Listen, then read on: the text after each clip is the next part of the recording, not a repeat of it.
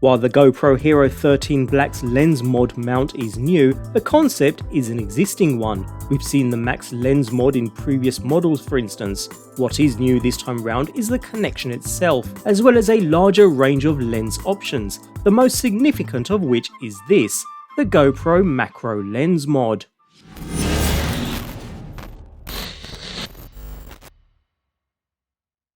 The Macro Lens mod is the most interesting of the currently available lens mods, as it changes much of the fundamental nature of the Hero 13. GoPros have, throughout their existence, been wide-angle cameras with fixed focus. This means that anything closer than about an arm's length will be blurry, while everything beyond that is nice and sharp. The Macro Lens mod changes that, allowing you to focus in as close as 4.33 inches. While it's not what you expect from a 1:1 macro lens on a full-frame mirrorless camera, it is 4 times closer than the standard Hero 13 lens, and allows the camera to be used for a wider array of subjects which have traditionally been incompatible with GoPro cameras. The macro lens mod itself then comes complete in a silicone protective case, which is a nice added touch, and the lens itself is in typical GoPro fashion of a very high quality. As with other GoPro branded accessories, there's no quality concerns at all. Otherwise, there's not much to it. The rear incorporates GoPro's lens mounting system, which we'll come back to in just a moment,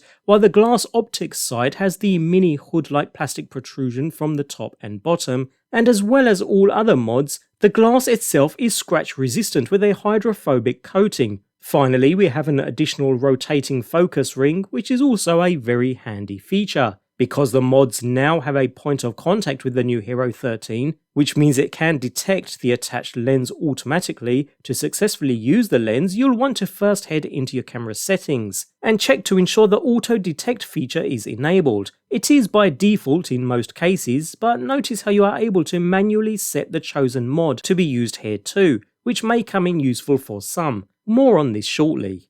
Otherwise, it's a case of removing the existing lens cover with a single quick twist. I find pulling out slightly while you twist makes the process easier, after which we reverse the process with the Macro Lens mod. Leave the silicone case attached for the moment, as it makes it easier to grab and twist and avoids accidentally touching the glass.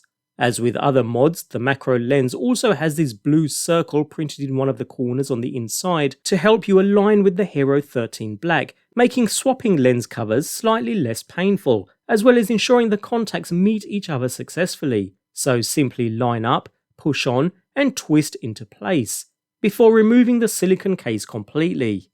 Thanks to the communication between the camera and the lens, your settings are automatically updated to accommodate the lens in play. It's a small detail, and massively overhyped in my opinion, but it does make switching between lenses that much easier, and means we're ready to now use the lens without any further settings adjustments. The camera itself is still waterproof, although the level of water resistance changes according to the lens being used. In the case of this macro lens, it's only 1 meter, but this isn't really a lens intended to be used underwater in the first instance.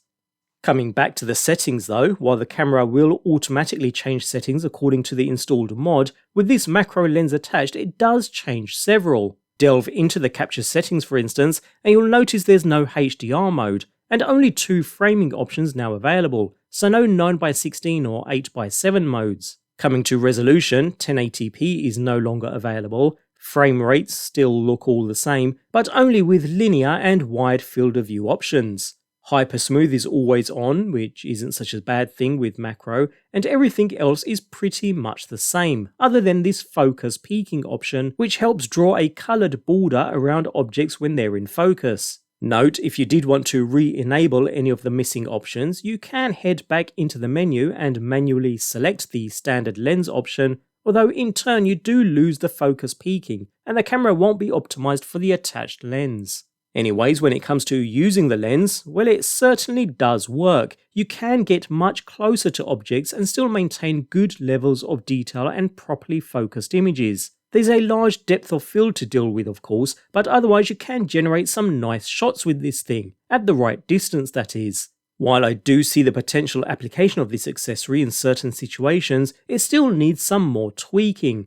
By that I mean as long as you have the camera between 4 to 12 inches from the subject, it's going to be pretty much in focus. So for instance, it would probably be good if you need a lens mod to shoot close-ups of motorbike chains or your face when riding a bike, but otherwise I'm actually a little underwhelmed. I mean, 4.3 inches is close for a massive 100mm DSLR lens, but it actually feels quite far for the Hero 13 Black due to its expanded field of view, making you feel the camera's macro isn't really macro at all. It's just close up, not actually macro close. Anyways, we do have the variable focus ring, but throughout testing I actually found it to be more like an on-off switch rather than a variable focus. By that I mean at one end you'll be able to focus on objects that are between 4 to 12 inches from the lens. No ring adjustment needed as long as you're within that range, while if you switch to the other end you'll find things are focused from around 9 inches to infinity. So like a normal action camera, there's little in between.